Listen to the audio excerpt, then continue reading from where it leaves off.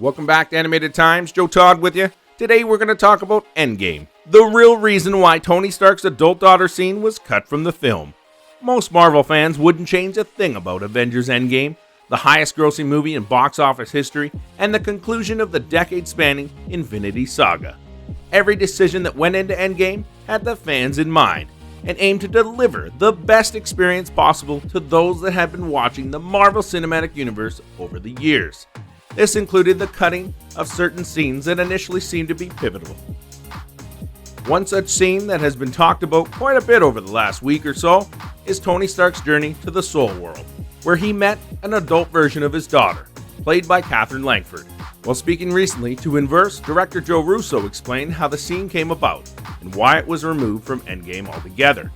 Part of the process we go through is a long period of exploration when we make these films, Russo said. That starts at the very beginning with writers Chris, Marcus, and Stephen McFeely, where we sit around and just talk about the story for months. What the possibilities are, where can we go? That sort of sense of exploration continues all the way through our shooting the film and post-production. So there was a while where the idea was that when you use the Soul Stone, there is a sort of this moment that you have this kind of reckoning with something that may be left unresolved in your soul. The idea behind the scene was to mirror the experience that Thanos had with his daughter Gamora when he used the stone at the end of Avengers Infinity War. However, unlike Gamora, fans didn't have an established connection with Morgan Stark, causing the creative team to pull the scene from the final cut.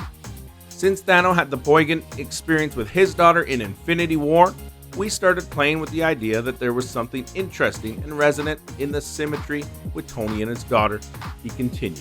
The reason we ended up moving away from it is, once we shot it, we began to understand, as we were actually shooting it, is that the audience didn't have a relationship with his daughter in the film. They had a relationship with his young daughter, but not with his adult daughter.